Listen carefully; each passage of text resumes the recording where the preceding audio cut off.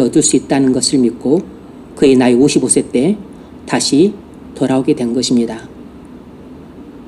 사람들은 이처럼 예수를 믿는 신앙생활을 속박으로 여기지만 사실 예수님 안에서만 진정한 자유를 얻을 수 있습니다. 진정한 자유가 있는 곳에만 안식이 있고 안식이 있는 곳에 행복이 있는 거죠. 톨스토이는 친구의 말에 속아 그의 나이 18살에 예수를 떠났다가 세상에서 성공과 부를 얻었지만 진정한 행복은 얻지 못하고 그의 나이 55세가 되어 돌아와서 비로소 예수 안에서 참된 행복을 얻게 된 것입니다. 오늘 본문은 이렇게 말합니다. 우리 1절, 2절 같이 한번 읽습니다. 시작.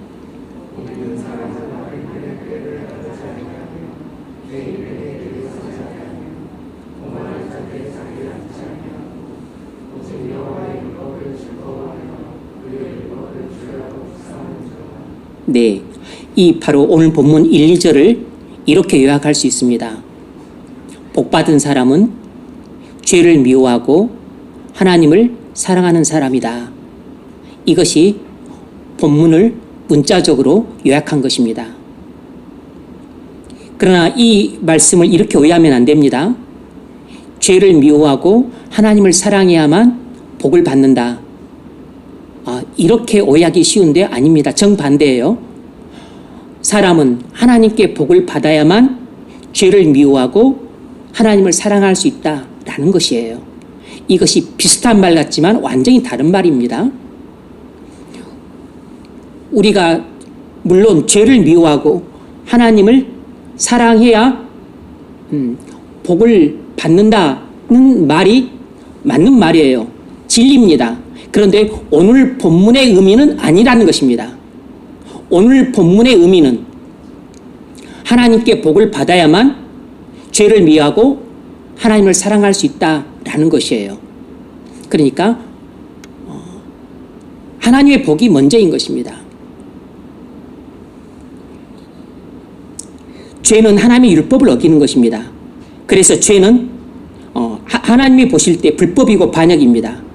그래서 죄를 미워하고 하나님을 사랑한다는 것은 하나님과 올바른 관계에 있다는 뜻입니다.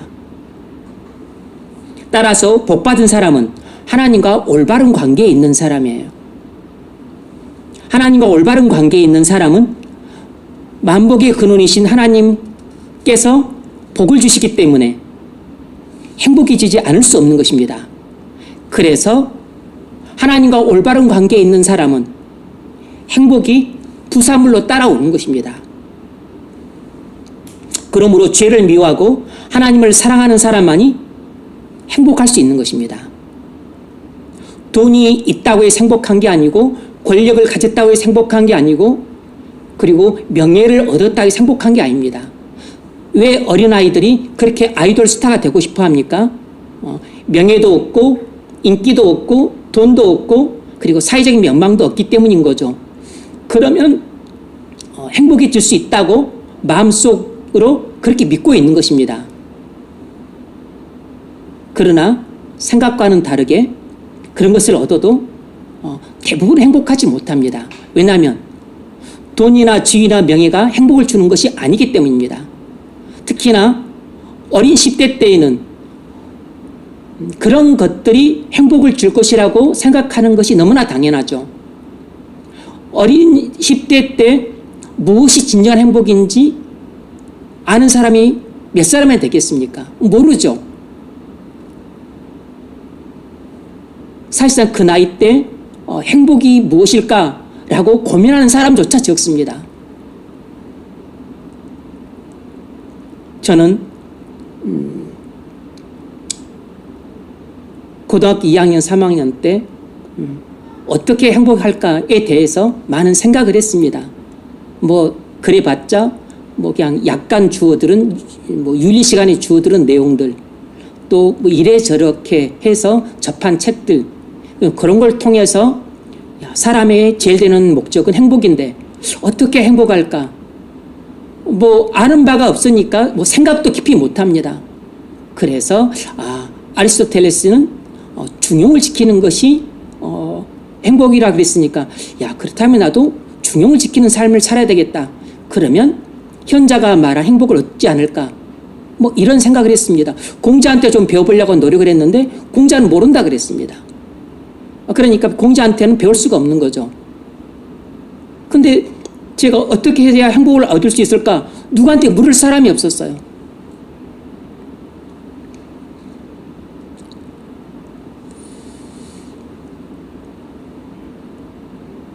죄를 미워하고 하나님을 사랑하는 사람만 행복한 사람입니다. 하나님을 경외하여 그 말씀을 순종하는 것을 경건이라고 부릅니다. 시편 128편 1절을 보면 여호와를 경외하며 그 도에 행하는 자마다 복이 있도다 라고 말했습니다. 좀 알기 쉽게 말하면 여호와를 경외하며 그의 길을 걷는 자마다 복이 있도다. 이 말이 무슨 뜻이냐면 경건한 사람만이 복받은 사람이다 라는 것입니다. 다시 말하면 복받은 사람이란 누구냐? 바로 경건한 사람이라는 것입니다. 경건한 사람이 누구라 그랬죠? 하나님을 경외해서 그 말씀을 순종하는 사람이라 그랬습니다. 그러니까 성경이 말하는 복받은 사람이라고 한 것은 일관성이 있는 진리예요. 그러니까 시편 1편이라든지 이 시편 128편이라든지 아니면 시편 119편이라든지 뭐 23편이라든지 아니면 시편 19편이라든지 모든 시편을 다 뒤져봐도 용어만 조금 다를 뿐 가르치는 진리는 똑같습니다. 하나님께 복받은 사람은 경건한 사람이다 라는 것입니다. 이걸 뒤집어 말하자면 경건한 사람만이 진정으로 행복한 사람이라는 것입니다. 이것이 시편 1편의 진리고 그리고 시편 전체의 가르침이고 나아가서 성경 전체의 가르침이 이것입니다.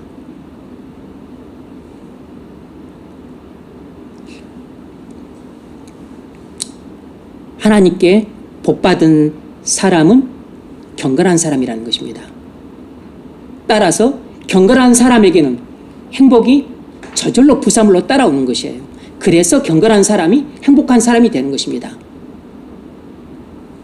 그래서 세상 사람들이 아무리 행복이라고 하는 파랑새를 쫓아 뭐 좋은 대학을 가고 좋은 직장을 얻고 좋은 혼처를 구하고 뭐 또 학군 좋은 곳에 살고 뭐 넓은 집에 살고 큰 차를 타고 뭐 휴가를 가고 여행을 가고 아무리 애를 써도 그런 식으로는 육체의 쾌락은 없고 그리고 편안하게 살고 그리고 맛있는 것은 먹고 좋은 옷은 입고 좋은 환경에서 살 수는 있지만 그런 방식으로는 행복이라고 하는 파랑새를 절대로 잡을 수가 없습니다. 왜냐하면 행복은 만복의 근원이신 하나님이 사랑하는 사람에게만 주시는 선물이기 때문입니다. 행복은 절대로 사람이 노력해서 얻을 수 있는 게 아니에요. 사람은 원래 타락한 죄입니다. 그래서 사람은 본성적으로 죄를 사랑하고 하나님을 미워합니다. 하지만 사람이 하나님께 복을 받게 되면 거듭나서 죄를 미워하게 되고 하나님을 사랑하게 돼요. 복받은 사람은 불경건한 사람에서 경건한 사람으로 바뀝니다. 그리고 사람이 복을 받아 경건한 사람으로 바뀌게 되면 그때부터 그 사람은 행복을 맛보기 시작하는 것이에요. 진정한 행복은 경건과 함께 시작하는 것입니다.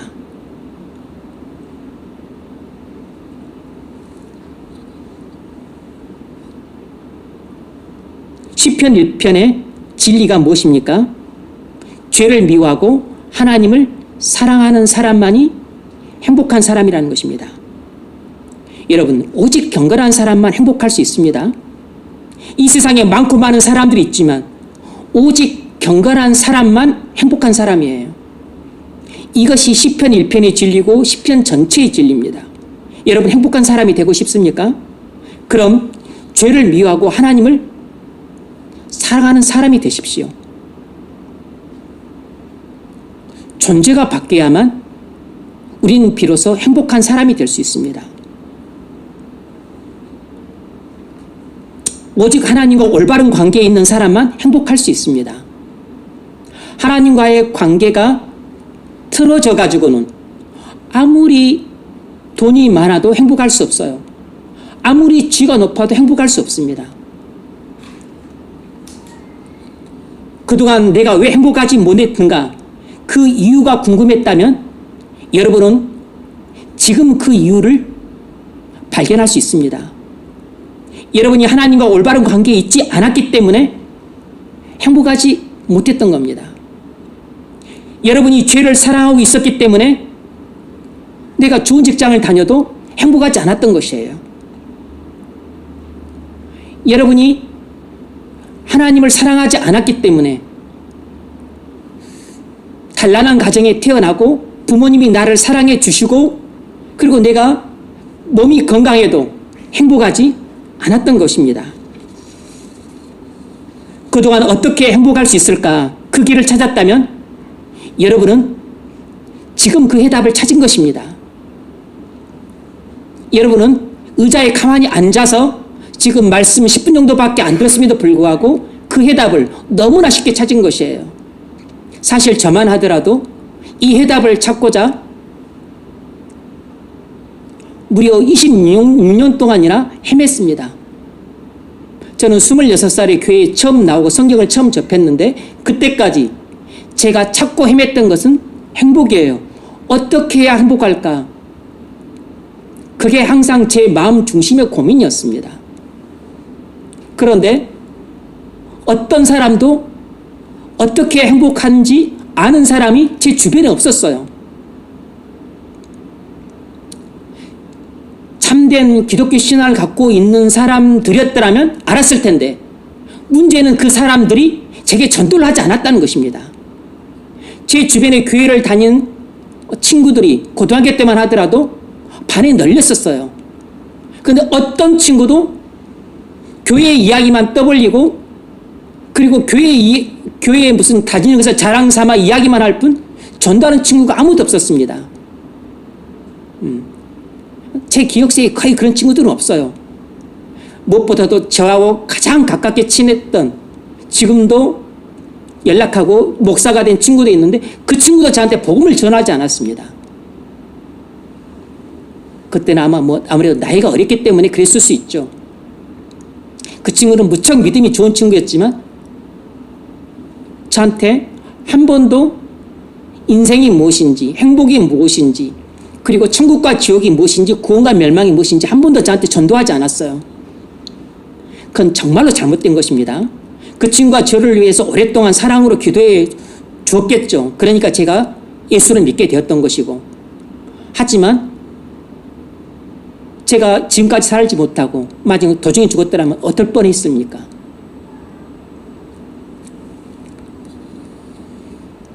저는 비로소 행복이 무엇이고 인생이 무엇인지를 26 되어 교회가 들어와서야 성경을 접하고 나서야 복음을 듣고 진리를 알고 나서야 알게 된 것입니다. 공자도 평생을 연구했지만 몰랐던 진리를 제가 26이 되어서야 알게 된 것입니다. 어떤 사람도 가르쳐주지 못한 진리를 예수님이 가르쳐 주셨어요. 어떤 이 세상의 학문과 수많은 책들도 저한테 가르쳐 주지 못한 행복을 얻는 비결을 성경이 가르쳐 준 것입니다.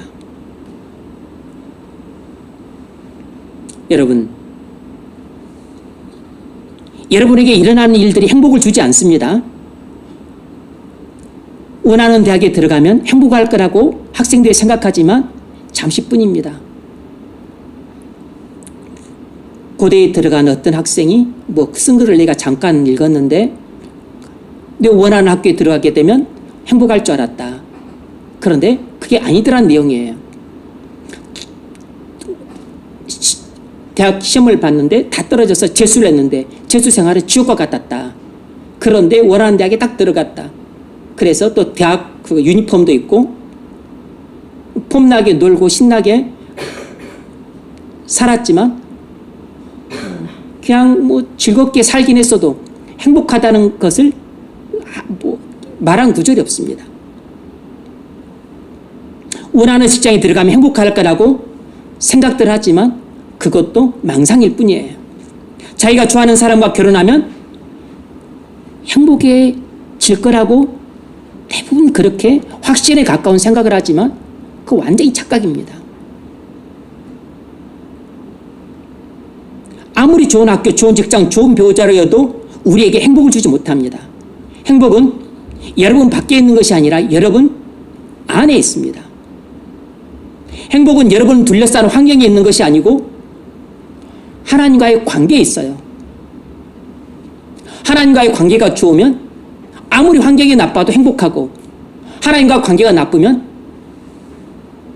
여러분이 집이 10채고 차가 10대고 그리고 지위가 높고 그리고 사람들로부터 인기가 있을지라도 내가 행복한 것처럼 착각에 빠질 수는 있어도 마음의 공허함은 메울 수가 없습니다. 왜냐하면 물질이나 그리고 세상에 안식이 없기 때문입니다. 돈이 안식을 못 주고 세상에 안식을 못 주고 그리고 다른 사람들이 내게 안식을 못 줘요. 내 영혼의 평강과 안식은 나를 창조하신 하나님만이 주실 수 있는 은혜인 겁니다. 농구 황제 마이클 조단은 400억짜리 집을 건축했던 모양이에요. 뭐 대지가 뭐 3만 평이라든가 호화 대저택을 지었는데 화장실만 15개랍니다. 그건 한 사람이 하루 종일 화장실만 청소하다가 다 끝날 것 같아요. 그런데 그 집이 400억짜리인데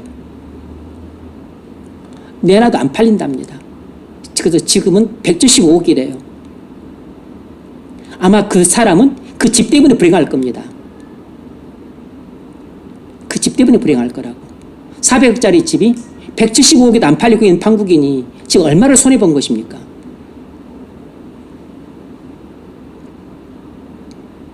성경의 진리는 이것입니다. 오직 죄를 미워하고 하나님을 사랑하는 사람만이 행복할 수 있다는 것입니다. 단순히 말해서 행복의 열쇠는 환경에 있는 것이 아니라 하나님께 있다는 것이에요. 다시 더 핵심만 말하자면 행복의 키는 우리가 하나님을 사랑하느냐에 달려있는 것입니다. 하나님을 사랑하는 사람은 어떤 형편 가운데 살고 있어도 행복할 수 있고, 하나님을 사랑하지 않는 사람은 무슨 수를 쓰더라도 절대로 행복할 수 없습니다. 다윗은 13년 넘게 험악한 환경 속에서 혹독한 고난을 당하며 살았지만 그때가 다윗의 인생에서 가장 행복한 시절이었습니다. 그런데 아마 다윗은 그렇게 험악한 환경에서 혹독한 고난을 당하고 있는 이때가 내가 인생 중에 가장 행복한 때라는 것을 아마 당시에는 몰랐을 겁니다.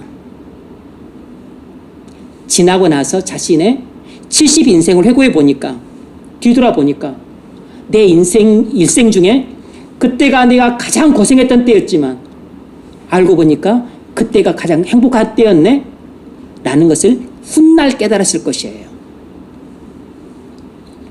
다윗은 대략 17세의 나이에 블레셋 거인 장수 골리앗을 죽이고 블레셋으로부터 이스라엘을 구원해내는 영웅이 됐지만 그때부터 사울의 미움을 받아서 그의 고난 생활이 시작이 됐습니다. 그는 아무런 잘못도 없이 사울의 미움을 받아 억울하게 누명을 쓰고서 도망자의 생활을 해야 됐습니다. 다윗은 17세의 나이에 그가 30살에 유다 왕으로 등극할 때까지 13년이 넘는 기간 동안 다윗은 필설로 형언할 수 없는 고생을 했습니다. 그때 다윗은 어린 나이에 17이라고 하는 그 어린 나이 때부터 엄청 고생했지만 성령 충만해서 죄를 미워하고 하나님을 사랑했었습니다.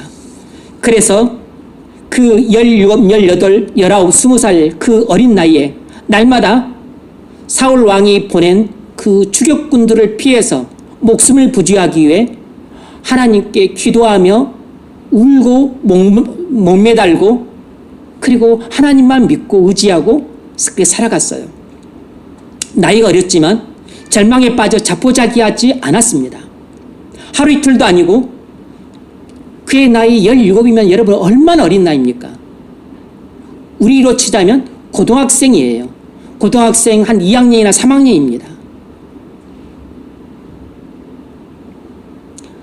나이가 어렸지만 하루 이틀도 아니고 13년 넘게 죽을 뻔한 위협을 여러 번 넘기면서 비참하고 초라하게 살았지만 그는 무엇보다도 죄를 미워하고 하나님을 사랑했어요.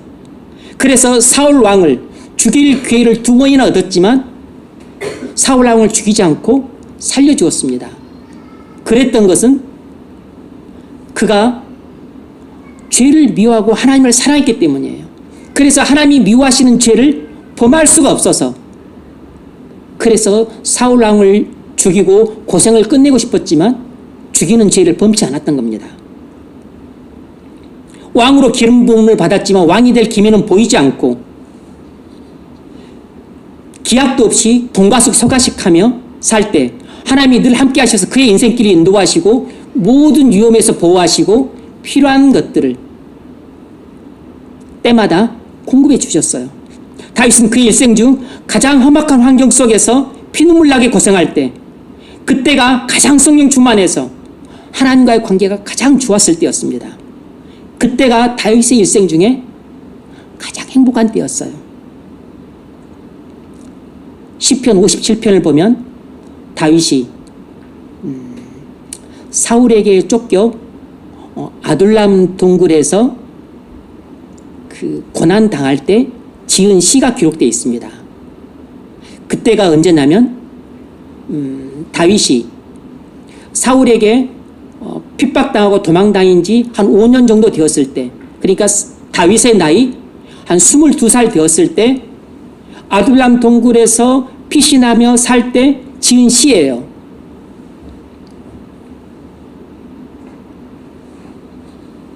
다윗이 사울에게 쫓겨서 짐승들이 사는 동굴에 숨어서 비굴하게 목숨을 부지해야 되는 상황 속에 몰렸습니다. 너무 힘들고 괴로운 상황 속에서 다윗은 짐승처럼 초라해진 자신의 모습을 보면서 눈물을 펑펑 흘리면서 하나님께 기도했어요. 시편 57편 1절 하나님이여 내게 은혜를 베푸소서, 내게 은혜를 베푸소서, 내 영혼이 주께로 피하되 주의 날개의 그늘 아래에서 이 재앙들이 지나기까지 피하리이다. 지금 다윗은 자신의 힘으로는 감당할 수 없는 엄청난 재앙들을 당하고 있는 것입니다. 근데 그가 피할 수 있는 길은 하나님의 은혜의 날개 아래 숨는 것밖에 없었어요. 주의 날개 그늘 아래 이 재앙들이 지나기까지 피하리이다. 내가 지존하신 하나님께 부르짖으며 눈물을 펑펑 흘리면서 하나님께 살려달라고 부르짖습니다. 그의 나이 22살밖에 안 돼요. 내 영혼이 사자들 가운데 살며 내가 불사르는 자들 중에 누웠으니, 이 무슨 말이냐면 사자란 라이온을 말해요. 호랑이 사자, 그 사자를 말한다고요. 무슨 말입니까? 자기를 잡아먹으려고 하는 원수들 가운데 자기가 포위되어 있다는 것입니다. 마치 지금 내가 지금 사자밥이 될 상황에 놓여 있다는 것이에요. 지금 마침 내가 지금 불난 집 속에 지금 들어앉아 있는 신세라는 것입니다. 누가 나를 이 사자의 아가리로부터 건져주고 누가 나를 이 불난 집에서 구해줄 수 있습니까? 그렇게 말하고 있는 것이에요. 그들의 이는 창과 화살이요 그들의 이는 날카로운 칼 같도다. 창과 칼과 화살이 전부 나를 죽이려 하고 있다는 것입니다. 여러분, 우리는 일생을 살면서 이렇게 백척간도와 같은 절체절명의 상황 속에 우리는 한 번도 살아보지 않았을 겁니다. 그리고 앞으로도 이렇게 절체절명의 상황 속에 몰려서 살아보지 않을 사람들이 많아요. 다윗은 혹독한 고난 속에서 눈물을 펑펑 쏟으며 구원해달라고 부르시면서도 끝에는 확신에 찬 기쁨의 노래를 하나님께 부릅니다. 7절로 11절 이하를 보면 하나님이여 내 마음이 확정되었고 내 마음이 확정되었사오니 내가 노래하고 찬송하리이다. 여러분, 이것은 하나님께 대한 전적인 신뢰가 없으면 불가능해요. 이건 하나님께 대한 전적인 신뢰에서 나오는 찬송이고 하나님께 대한 사랑이 넘칠 때만 부를 수 있는 노래예요.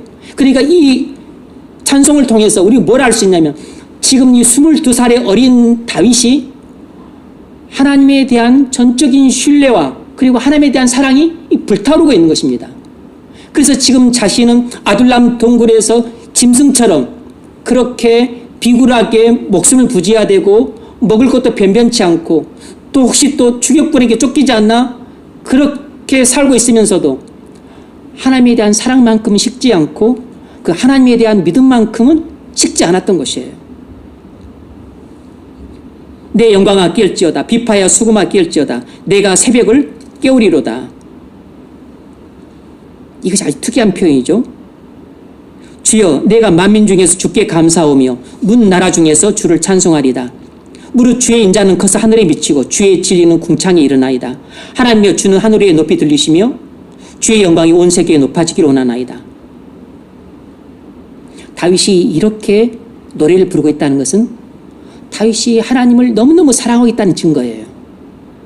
놀라운 것은 다윗이 지금 억울하게 누명을 쓰고 고난당하고 있는 상황에 있음에도 불구하고 그에 대한 불만이 하나도 없다는 것입니다. 하나님이 왜 죄도 없는 내게 아니 나라를 구한 내게 그리고 하나님께서 나를 사랑해서 왕으로 기름 부으신 나한테 왜 내게 이렇게 고난을 주시는가? 하나님의 섭리에 대해서 다윗이 한마디 원망도 불평도 없다는 것이에요. 왜죠? 경건했기 때문인 겁니다. 하나님과 올바른 관계에 있었기 때문에 억울하게 누명을 쓰고 맥없이 고난을 당하는데도 불구하고 하나님께 불만을 토로하지 않았어요. 이해할 수 없는 고난, 나는 하나님을 사랑한 죄밖에 없고 나라를 위해서 내 목숨을 건진 죄밖에 없고 하나님 말씀을 내가 순종한 죄밖에 없는데 내가 왜 이렇게 고난을 당해야 되는지 이유를 몰랐지만 하나님을 원망하지 않고 불평하지 않았습니다. 그저 하나님을 사랑해서 고난 가운데서도 하나님께 노래를 불렀어요. 다윗이 하나님과 올바른 관계에 있다는 가장 확실한 증거를 포착할 수 있습니다. 뭐냐면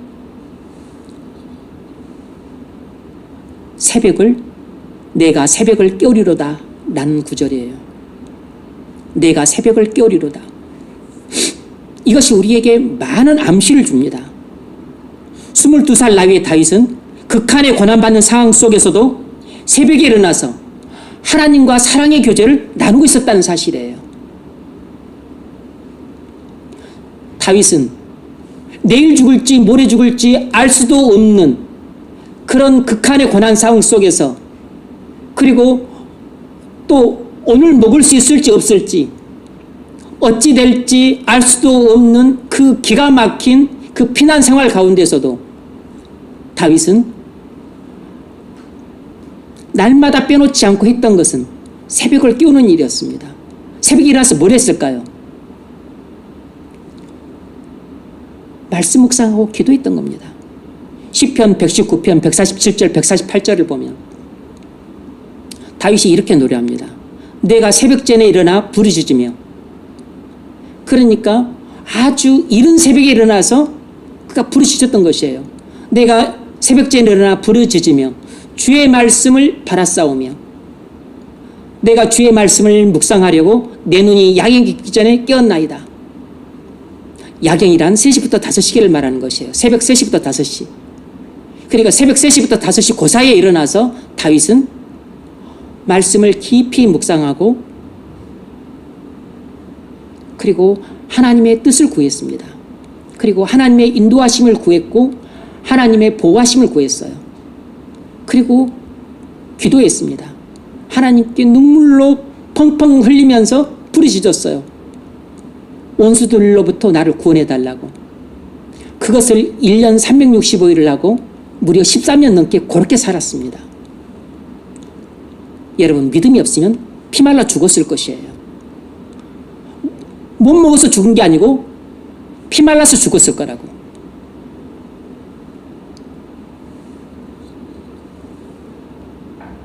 왜 다윗이 그의 일생 중에 가장 혹독하게 고난당하고 있었을 때 가장 행복했을까요? 그때가 다윗의 일생 중에 하나님을 가장 사랑하던 때였기 때문입니다. 그때가 다윗이 가장 성령 충만했던 때였기 때문이에요. 그래서 다윗이 그의 일생 중에 그 어떤 때보다도 영적으로 가장 예민해서 죄를 미워하고 하나님을 사랑하고 있었을 때였습니다.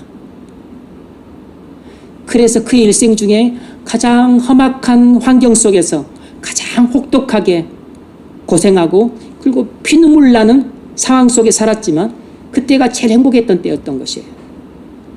여러분, 이처럼 사람은 가장 경건할 때 가장 행복합니다.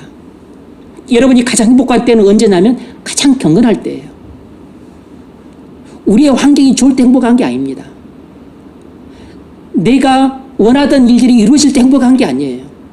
내가 바라던 상황이 펼쳐지면 행복해지는 게 아닙니다. 행복은 하나님이 주시는 것이에요. 하나님이 나를 사랑하고 있다는 것을 내가 느끼고 그리고 나도 하나님을 사랑하고 있을 때 딱 그때만 우리는 행복할 수 있는 것입니다. 여러분이 기분 나쁜데 맛있는 거 먹으면 행복하던가요? 기분이 나쁘면 화가 나고 짜증이 나고 화가 나고 기분이 나쁠 때 우리는 스트레스 풀기 위해서 먹어요. 먹으면 기분이 좋아집니다. 기분은 좋아지지만 행복해지진 않아요. 그냥 행복하다고 잠시 착각할 뿐인 것입니다. 우리는 기분이 좋아지면 잠시 행복한 듯 착각하지만 그건 행복이 아닙니다. 먹어서 행복하다면 우리는 다 돼지가 돼야 됩니다. 우리는 24시간 쉬지 않고 계속 먹어야 돼요.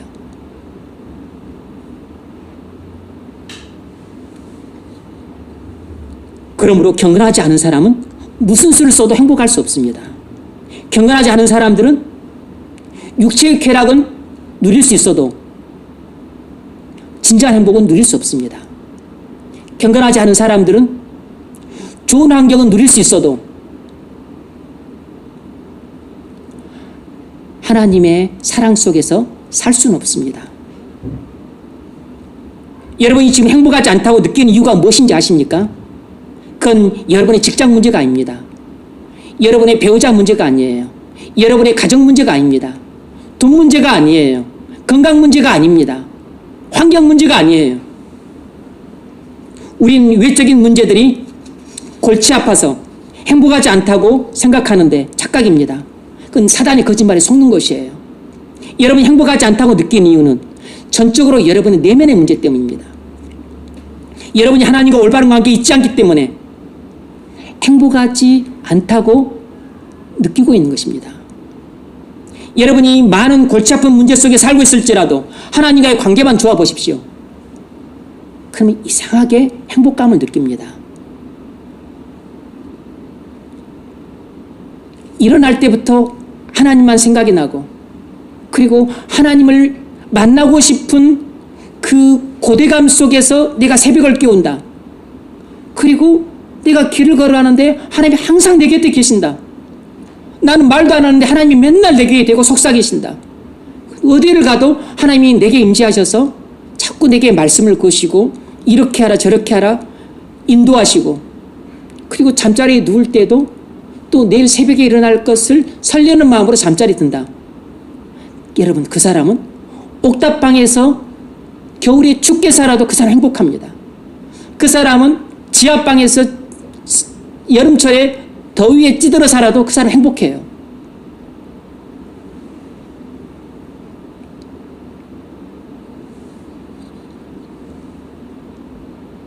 행복은 하나님과 사랑의 관계에서만 오기 때문입니다. 그런데 우린 이런 유혹에 받습니다.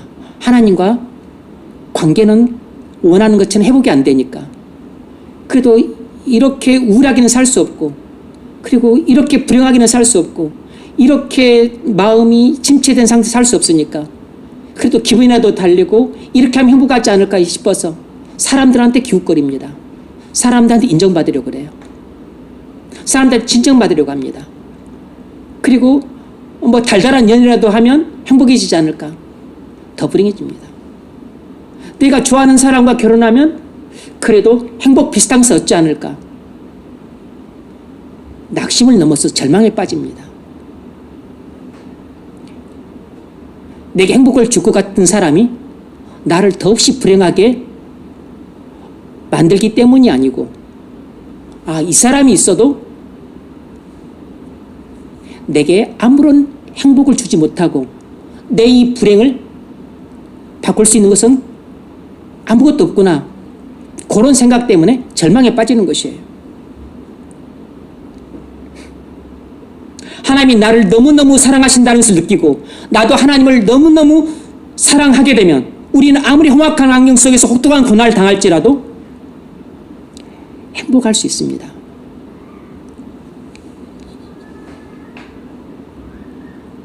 무엇 때문에 이렇게 행복을 대해서 말을 하냐고요? 사람은 본능적으로 다 행복을 찾기 때문입니다. 지난 시간에 말씀드렸잖아요. 얼마나 행복이라고 하는 주제가 중요한 주제면, 행복학이라고 하는 그런 학과목이 하버드 대학에 개설되어 있고, 그리고 행복을 연구하기 위해서 하버드 대학에 85년간에 걸쳐서 실험과 연구를 했겠습니까? 그 BBC에서 그것을 연구하기도 했고, 그리고 그게 책으로 나오기도 했어요. 결과가 무엇인 줄 아십니까? 지난 시간에 제가 말씀 안 드렸죠. 관계가 좋아야만 행복하다라는 것이 그들의 공통적인 결론이었습니다. 그런데 성경의 결론과 비슷하지만 완전히 달라요. 그들이 말하는 관계라고 하는 것은 사람들과의 관계입니다. 그러니까 배우자와 관계, 가족과의 관계, 친구와의 관계, 동료와의 관계, 이웃과의 관계가 좋으면 행복하다는 것입니다. 행복은 부자순도 아니고 뭐 지위순도 아니고 외모순도 아니고 관계가 좋을 때만 행복하다는 것입니다. 일부분 맞는 말이에요. 그런데 성경의 진리하고는 근본적인 차이가 있죠. 뭐죠? 성경이 말하는 행복은, 하나님이 인간에게 말씀하시는 진정한 행복이란 하나님과의 관계가 좋을 때만 행복하다는 것이에요. 왜냐하면 하나님과의 관계가 좋아야만 우리가 비로소 수평적인 관계, 사람들과의 관계도 좋을 수 있기 때문입니다. 그래서 하나님과의 관계가 좋아야만 사람과의 관계도 좋고, 그래서 하나님과의 관계가 좋을 때 사람과의 관계도 좋기 때문에 우리는 비로소 하나님이 주시는 행복을 얻게 되는 것입니다. 다윗은 특별히 그 행복을 날마다 새벽에 맛보고 있었어요. 내가 새벽을 깨우리로다. 다윗이 새벽에 말씀을 묵상하고 기도하면서 하나님과 친밀한 교제를 나누며 하나님께서 주시는 생명을 얻었습니다. 그 생명이 충만해졌어요. 그래서 하나님이 그의 마음속에 부어주시는 사랑이 차고 넘쳤기 때문에 다윗은 그 백척간도와 같은 그 목숨이 경각간에 달려있는 그런 상황을 수도 없이 경험하고 가까스로 목숨을 건진 적이 한두 번이 아니었지만 그럼에도 불구하고 날마다 하나님의 사랑이 그의 마음속에 부어졌기 때문에 다윗은 하나님의 사랑에 겨워서 눈물을 흘리고 감격하고 그리고 기쁨과 감사와 찬양 가운데 살 수 있었던 것이에요. 만일 하나님의 사랑이 부어지지 않고 다윗도 하나님을 사랑하지 않았더라면 다윗이 그 험악한 환경을 견딜 수 없었을 겁니다. 혹독한 고난을 극복 못했을 것이에요.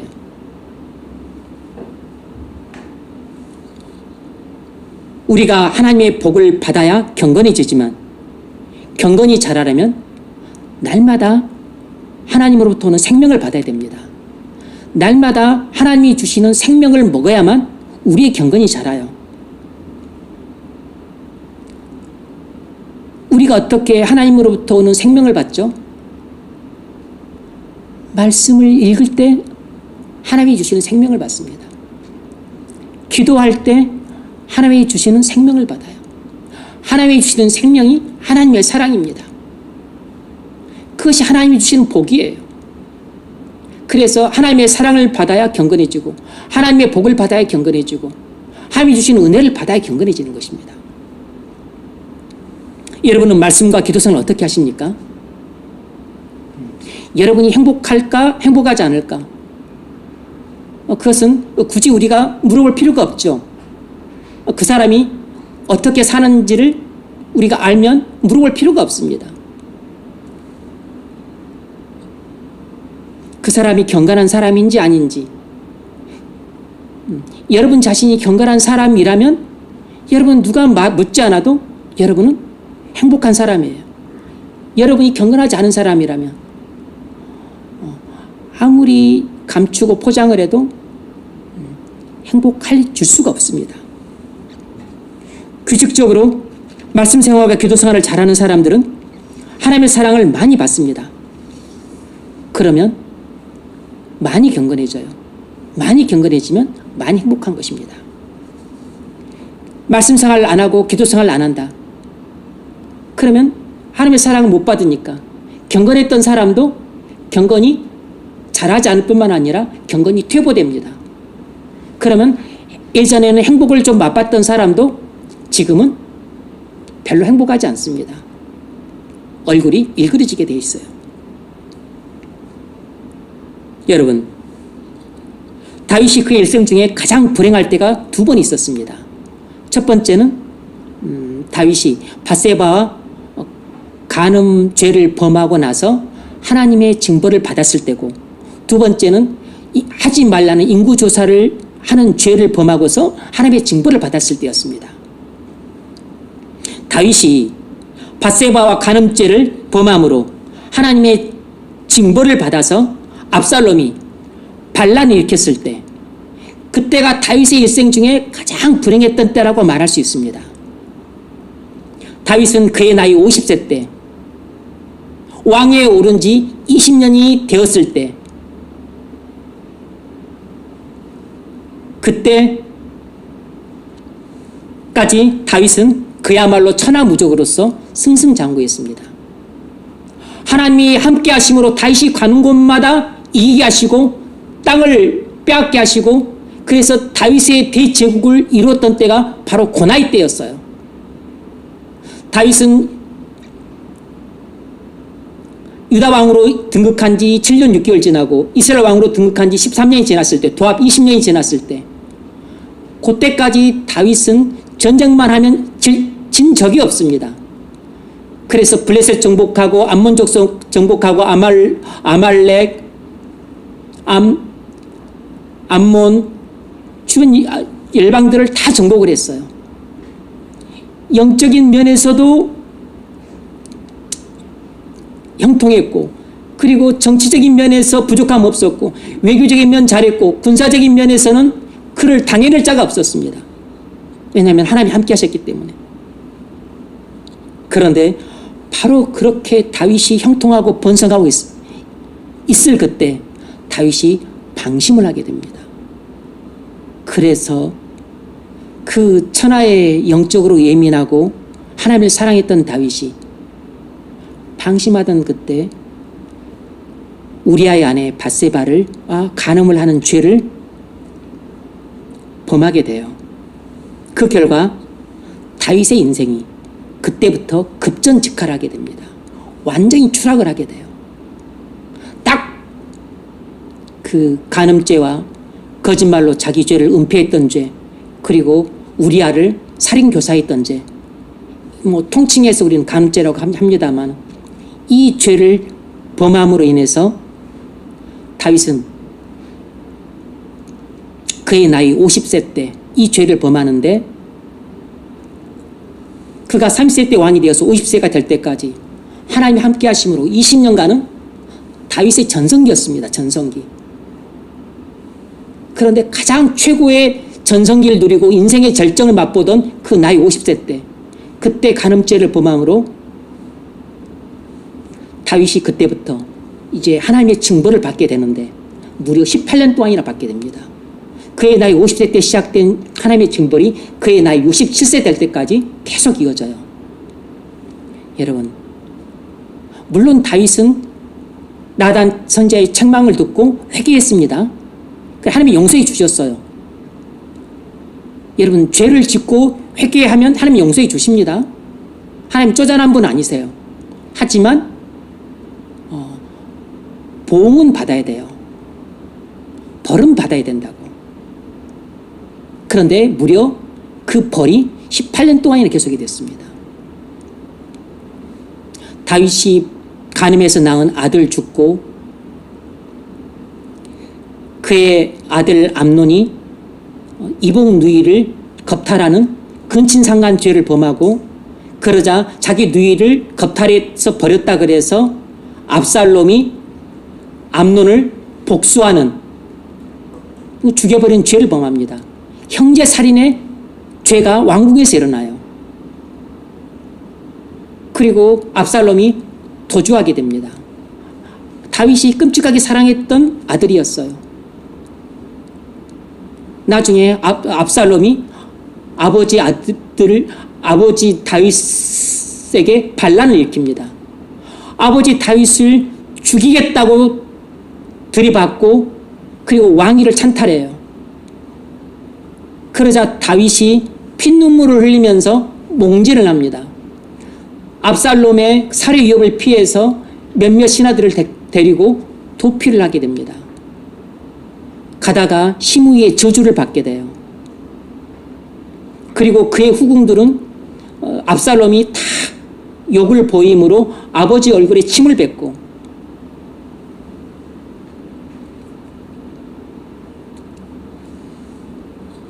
충성했던 신하들에게 배신을 당하게 돼요.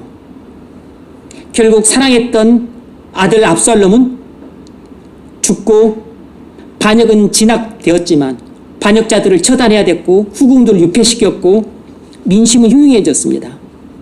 다윗은 그의 일생 중에 가장 좋은 환경에서 최고의 번영과 형통을 구가하고 있을 때, 그의 나이 50세 때부터 67세까지 18년간 그는 한 번도 경험하지 못한 인생의 최고의 불행을 맛보게 돼요. 왜죠? 죄 때문입니다. 그가 잠시나마 죄에 빠졌기 때문이에요. 그가 잠시나마 하나님을 멀리하고 죄를 사랑했기 때문입니다. 하나님을 멀리하고 죄를 사랑한 그 죄 때문에 다윗은 이전에는 한 번도 경험하지 못한 하나님과의 분리를 경험하면서 그는 18년 동안 하나님께 징벌을 받게 돼요.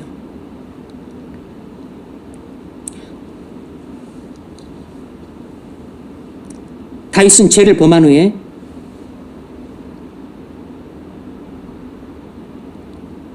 하나님의 징벌이 18년간 계속됐지만, 무엇보다도 다윗이 가장 괴로워하고 애통했던 것은 하나님의 임재를 상실했다는 것입니다. 하나님이 다윗을 떠나버리셨어요. 예전처럼 다윗과 함께하지 않았습니다. 그러니까 다윗은 여전히 왕으로 다스리고 있고, 그리고 나라는 지금 창고에는 재물이 넘치고, 그리고 자기는 왕으로 잘 다스리고 있고, 그리고 땅덩어리는 뭐 넓어서 대제국을 이루었는데 문제는 하나님이 다윗을 버리셨기 때문에 다윗과 함께하지 않은 것입니다. 이 다윗의 마음이 공고한 것이에요. 다윗의 마음이 텅 빈 것입니다. 마음에 평안이 없고 안식이 없어요. 다윗이 안절부절을 했습니다. 시편 51편 11절에 보면 그의 고민이 나와요. 나를 주 앞에서 쫓아내지 마시며. 무슨 말이죠? 하나님이 다윗을 언제서 하나님 앞에 쫓아냈습니까? 이 말은 하나님이 다윗과 함께하지 않고 있다는 것입니다. 왜죠? 벌이에요, 벌. 그래서 다윗은 만난 것을 먹어도 행복하지 않고 그 호화로운 왕궁에서 살아도 행복하지 않고 후궁들이 질비하게 있어도 행복하지 않았던 것입니다. 땅덩어리가 넓고 그리고 지금 재산이 넘쳐서 창고에 가득가득하지만 행복하지 않았던 것입니다. 주의 성신을 내게서 거두지 마소서. 여러분, 우리가 아무리 넓은 집에서 잘 먹고 잘 살고 편안하게 살고 휴가를 가고 뭐 직장에서 떵떵거리고 그리고 빌딩이 몇 개가 있고 여러분 그래도 하나님이 여러분과 함께하지 않으시면 여러분은 절대 안식 못 얻습니다. 여러분은 절대 평안 못 얻어요. 여러분은 절대로 돈으로는 행복 못 삽니다. 다윗은 말할 수 없는 불행을 느꼈습니다. 그 다윗이 불행을 느낀 것을 12절에서 이렇게 표현합니다. 주의 구원의 즐거움을 내게 회복시키시고. 무슨 말이죠? 즐거움을 잃어버렸다는 것입니다. 무엇을 해도 즐거움이 없다는 것이에요. 무엇을 해도 기쁨이 없다는 것입니다. 자원하는 심령을 주사. 무슨 말입니까? 하나님을 즐거워해서 하나님을 위해서 내가 자원하는 마음으로 말씀을 읽고 싶다든지 자원하는 마음으로 기도하고 싶다든지 자원하는 마음으로 내가 봉사하고 싶다든지 내가 자원하는 마음으로 전도하고 싶다든지 내가 자원하는 마음으로 또 하나님께 예물을 바치고 싶다든지 그런 자원하는 마음이 사라졌다는 것이에요. 무슨 말이냐면 하나님을 사랑하는 마음이 사라져버렸다는 것입니다. 예전과 너무 달라졌다는 것이에요. 내 마음이. 하나님을 사랑하는 마음이 사라져서 하나님을 위해서 네가 자원하는 마음, 자발적으로 했던 그런 일들을 이제 할 수 없게 되었다는 것입니다. 나를 회복시키소서. 다윗이 죄를 짓고 나서 완전히 무너진 것입니다. 망가져버린 것이에요. 하나님이 뭐 하신 거죠? 벌을 내리신 것입니다. 그래서 다윗은 예전처럼 왕이고 예전처럼 부자고 예전처럼 땅이 넓고 예전처럼 호화로운 왕국에서 자고 맛있는 음식 먹고 그리고 후궁들 있고 그리고 신하들은 여전히 있지만 겉으로는 환경은 변한 게 하나도 없는데 그의 내면이 변했어요. 하나님이 다윗과 함께하지 않으신 것입니다. 다윗은 환경은 변한 게 아무것도 없는데 하나님이 그의 마음속에 함께하지 않으심으로 다윗은 너무너무 불행했던 겁니다. 주의 구원의 즐거움을 내게 회복시키시고 자원하는 심령을 주사 나를 회복시키소서.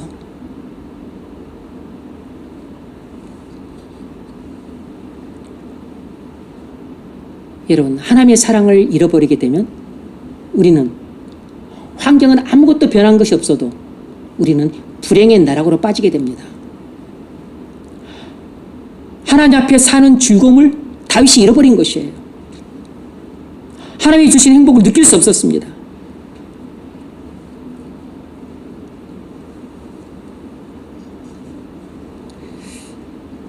다윗은 인생의 최고의 황금기 때 잠시 죄를 사랑한 그 죄 때문에 가장 큰 불행을 맛봐야 됐습니다. 하나님과의 관계가 깨졌기 때문이에요.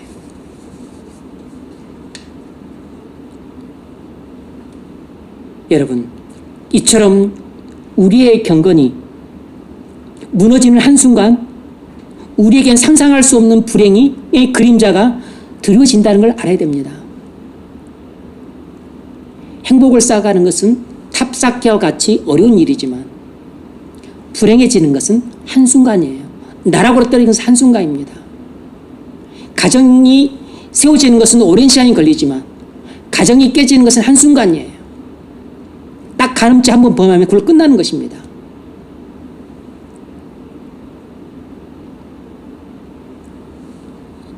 다윗은,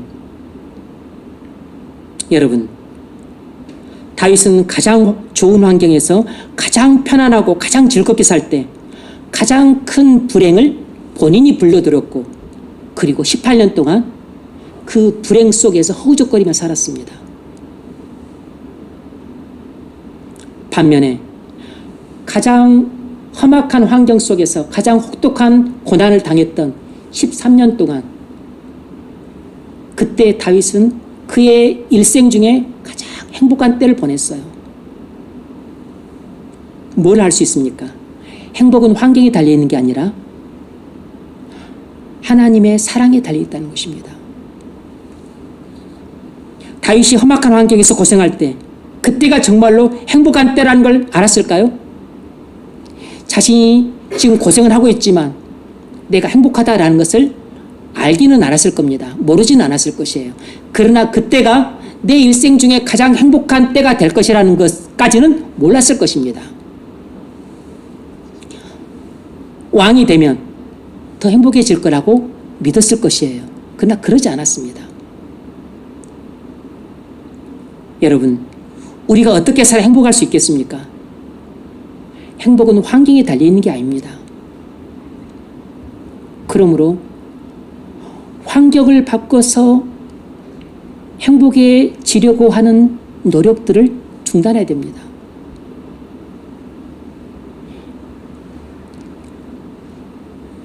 여러분이 차를 사면 행복해질 거다. 여러분, 그건 완전히 오산입니다. 옷을 사면 좀 행복해지지 않을까? 기분은 좋아질 겁니다. 그거 아닙니다, 여러분. 내가 돈이 많이 생기면 행복해지지 않을까? 돈이 많이 생기면 잠시 동안 기분이 찢어지도록 좋을 겁니다. 그래, 그러나 돈이 행복 주지 못해요. 내가 집이 생기면 행복해지지 않을까? 집이 생기면 편안하게 살 수 있습니다. 고생 좀 덜하고 편하게 살 수 있는데 여러분, 그것 때문에 행복해지지는 않습니다. 집이 행복해질 것 같으면 그러면 집 있는 순서대로 행복해야 됩니다. 부자는 다 행복해져야 돼요. 집이 한 채 있는 사람은 1만큼 행복하고, 집이 10채 있는 사람은 2만큼 행복하고, 집이 10,000평, 30,000평 있는 사람은 10,000배, 10,000배, 100,000배로 행복해야 돼요. 그러지 않습니다. 행복은 하나님을 사랑하는 데 달려있어요. 여러분이 불행하다고 느끼는 이유는 환경 때문이 아니고 하나님을 사랑하지 않기 때문입니다. 사단은 환경을 바꾸면 행복해질 거라고 속삭입니다. 그래서 내가 이 사람이랑 결혼해서 불행한가? 그러면 그만두고 저 사람이랑 결혼해보면 행복해지지 않을까? 그래서 사람들이 이혼하고 또 뭐 재혼하고 하는 것입니다. 그러나 대부분 불행해요. 속지 마십시오. 내가 지금 좁은 집에 사니까 불행하고 넓은 집에 살면 행복하지 않을까? 아닙니다. 내가 지금 용모가 좀 부족하니까 불행한 것 같다. 내가 좀 성형수술을 하면 행복해지지 않을까? 기분은 좋아집니다. 행복해지진 않아요. 내가 결혼하지 않아서 불행한가? 여러분, 그런 마인드라면 결혼하면 더 불행해집니다. 나이가 많아서 불행하다? 아닙니다.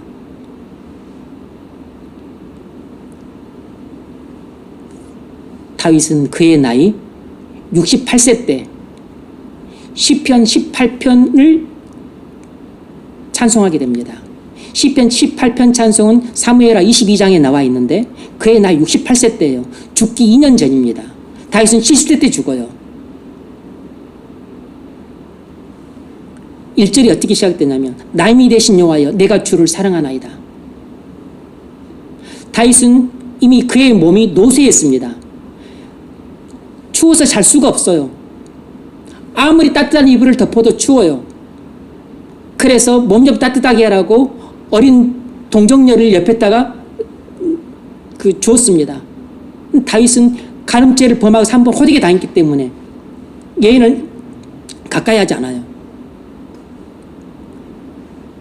그런데 그가 1절에 이렇게 말합니다. 나임이 되신 여호와야 내가 주를 사랑하나이다. 다윗이 그의 나이 68세 되었을 때 67세 때까지 하나님으로부터 혹독한 징계를 받고 불행을 경험했는데 다윗이 행복할까요? 행복하지 않을까요? 행복합니다. 다윗이 지금 행복을 느끼고 있어요. 어떻게 알죠? 하나님을 사랑한다고 하니까 행복하는 걸 알 수 있죠. 다윗은 진실로 하나님을 사랑하고 있기 때문에 다윗은 행복한 사람이 틀림없습니다. 나의 힘이 되신 여호와여 내가 주를 사랑하나이다. 다윗은 하나님을 철두철미하게 신뢰하고 하나님을 경외하고 죄를 미워하고 하나님을 사랑하고 있기 때문에 다윗은 행복한 사람인 것입니다. 행복하니까 노래를 하죠. 행복하니까 찬양을 부르고 있는 것입니다. 여호와는 나의 방패시요 나의 산성이시요 나의 피할 바위시요 나의 노래시요 나의 영광의 칼이시라. 하나님에 대한 신뢰가 차고도 철철 넘칩니다. 다윗이 행복할까요? 물어보나마나 행복하죠. 하나님에 대한 신뢰가 이렇게 차고 넘치는데 어떻게 행복 안 하겠습니까? 행복 안 할래 안 할 수가 없는 것이죠. 여러분, 나이가 많으면 불행해집니까? 아닙니다. 나이가 많고 70이 되고 80이 되어서 다리가 아프고 교회 가는 것도 힘들어도 나이 때문에 나이가 젊으면 행복하고 나이가 늙으면 불행하고 아닙니다. 여러분, 착각하지 마세요. 나이가 많아도 하나님을 사랑하는 마음이 뜨거우면 이 사람은 16살, 26살 사람보다 100배 더 행복합니다. 공부 못해서 불행한가? 아닙니다. 여러분, 공부 잘해도 행복한 것 아니에요. 대학 못 가서 불행하다? 속지 마세요. 여러분이 불행하다고 느낀다면 사실 그 이유는 여러분의 형편이 나빠서가 아니고 하나님의 사랑을 받지 못해서 불행한 것입니다. 여러분이 하나님을 사랑하지 않아서 불행한 것이에요. 하나님이 나를 사랑하신다는 것을 느끼고 내가 하나님을 사랑할 때만 나는 모든 환경을 초월해서 행복할 수 있습니다.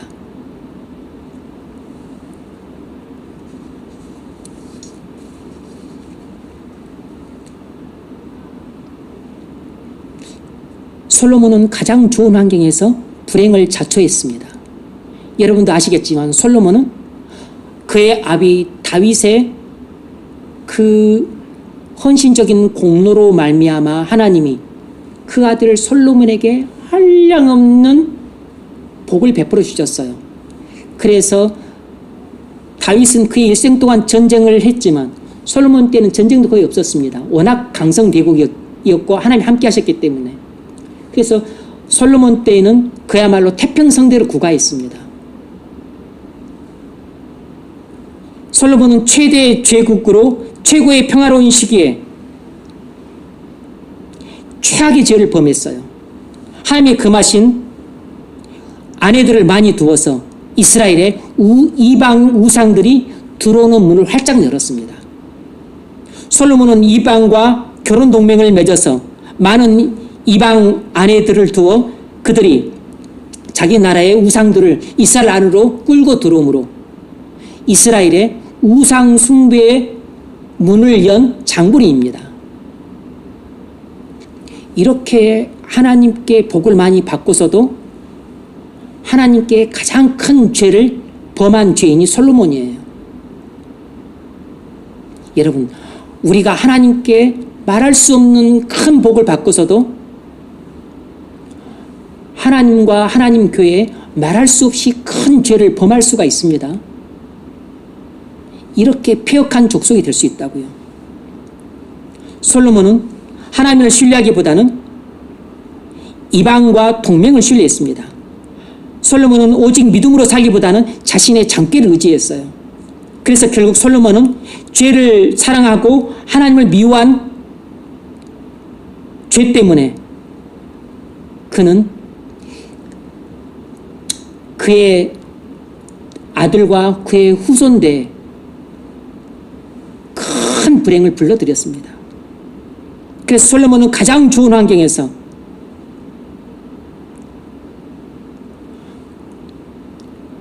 죄를 사랑함으로 가장 큰 불행을 가져온 장본이에요.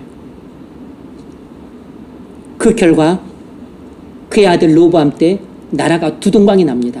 10지파 북이스라엘이 떠나버리고 2지파 남유다만 챙기게 돼요. 그때부터 이스라엘의 불행이 본격적으로 시작이 됩니다. 이스라엘의 진짜 불행을 가져온 장본인이 솔로몬이에요. 여러분, 너무 좋은 환경만 추구하지 마십시오. 좋은 환경이 여러분에게 편안하게 살게 해줄 겁니다. 고생 안 하게 해줄 것이에요.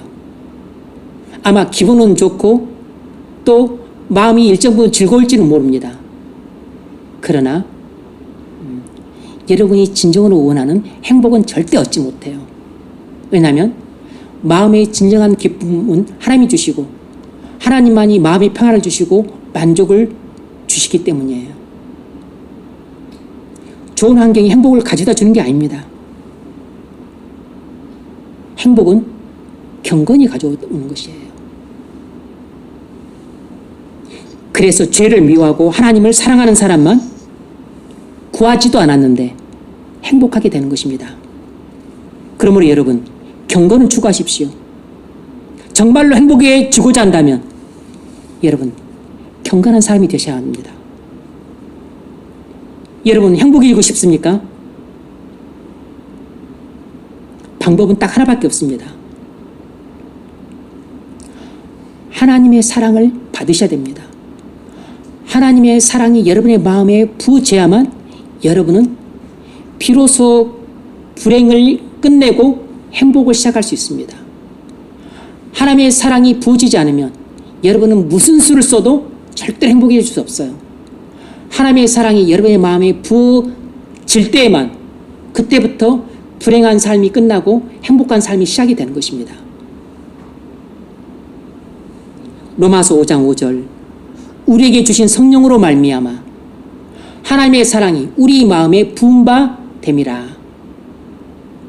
우리에게 주신 성령으로 말미암아 하나님의 사랑이 우리 마음에 부은 바 됨이라. 어떻게 해서 우리에게 주신 성령으로 말미암아 하나님의 사랑이 우리 마음에 부은 바 되었죠? 5장 1절을 보면 주 예수 그리스도를 믿음으로 말미암았습니다. 그러므로 우리가 그리스도를 믿음으로 말미암아 하나님과 화평하게 되었다 그랬습니다. 여러분, 예수님이 하나님의 아들 그리스도이심이 마음속에 믿어질 때 하나님의 사랑이 우리의 마음에 부어지게 됩니다. 그때 비로소 우리는 하나님이 나를 사랑하신다는 것을 생생하게 경험하게 되고 그때부터 나도 하나님에 대한 사랑이 새록새록 돋아나게 돼요. 이것이 구원의 기쁨이고 구원의 감격입니다. 그런데 이렇게 해서 경건한 사람이 된 사람은 날마다 말씀을 묵상하고 기도하고 그리고 순종하는 삶을 통해서 이 하나님의 사랑이 시도 때도 없이 내게 부어지는 것입니다. 그래서 하나님이 나를 사랑하시는구나. 아침에 일어날 때부터 그냥 하나님에 대한 사랑으로 충만하게 됩니다. 세수할 때도 밥을 먹을 때에도 길을 걸어가는데도 계속 하나님이 내게 말씀을 하세요. 하나님이 나를 얼마나 사랑하시는지 숨 쉬는 순간조차도 내 곁을 떠나지 않으세요. 잠자리에 드는 순간까지도 마지막 순간까지도 하나님이 계속 내 곁에 계세요. 그래서 설레는 마음으로 잠자리 들고 그리고 새벽에 주님 얼굴을 뵙는다는 그 고대감 때문에 또 새벽을 벌떡 일어나서 또 박차고 일어나고. 여러분, 그런 때는 우리가 비록 몸이 아파 병들어 있었을 때라도 행복합니다. 그때는 우리 호주머니 돈이 없어서 오늘은 뭘 먹어야 되지? 오늘은 또 굶는 거 아닌가? 이렇게 살 때에도 행복한 것이에요. 하나님의 사랑이 우리 마음에 부어질 때 비로소 우리는 하나님을 사랑하는 마음이 생깁니다. 그래서 우리 안에 하나님의 나라가 건설되고 우리 안에 하나님의 나라가 확장되는 것이에요. 마음 안에 하나님 나라가 세워지지 않은 사람은 불행한 사람입니다. 그러나 마음 안에 하나님 나라가 조금 세워진 사람은 조금 행복합니다. 하나님의 나라가 많이 세워진 사람은 많이 행복합니다. 하나님의 나라가 아주 넓게 세워진 사람은 아주 많이 행복해요. 로마서 14장 17절 하나님의 나라는 먹는 것과 마시는 것이 아니요 오직 성령 안에서 의와 평강과 희락이라 그랬습니다. 무슨 말이냐면 하나님의 나라는 곧 우리의 행복이에요. 하나님이 나를 얼마나 사랑하시는가를 느끼는 것, 하나님이 왕으로서 나를 지금 통치하심에 순종하는 것, 이것이 하나님의 나라이기 때문에 우리는 그만큼 행복한 것입니다. 다시 말하면 우리의 행복은 먹는 것, 마시는 것, 다시 말하면 환경에 달려있지 않고 오직 성령 안에서 의와 평강과 희락이라. 이걸 줄이면 하나님을 사랑하는 데 달려있다, 이 뜻인 것입니다. 행복은 환경에 달려있는 게 아니고 우리가 하나님을 사랑하느냐 사랑하지 않느냐에 달려있다는 것입니다. 하나님을 경외해서 하나님 말씀을 순종하는 사람은 가난해도 행복한 것입니다. 늙어도 행복한 것이에요. 쥐가 나줘도 행복한 것입니다. 대학에 떨어져도 행복해요. 직장이 변변치 않아도 행복한 것입니다.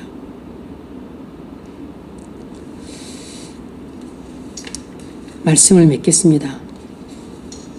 여러분,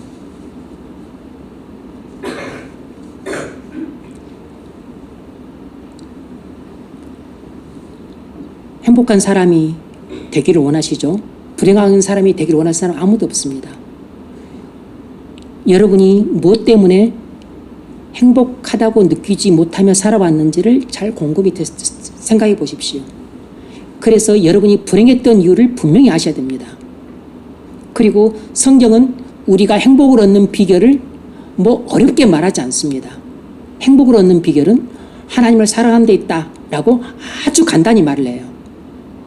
제가 26년 동안 찾았지만 못 찾았던 진리가 성경에 아주 간단히 나와 있었습니다. 공자도 못 찾았던 진리입니다. 아리스토텔레스도 몰랐던 진리예요. 플라톤도 몰랐던 진리입니다. 당연히 부처도 몰랐던 진리예요.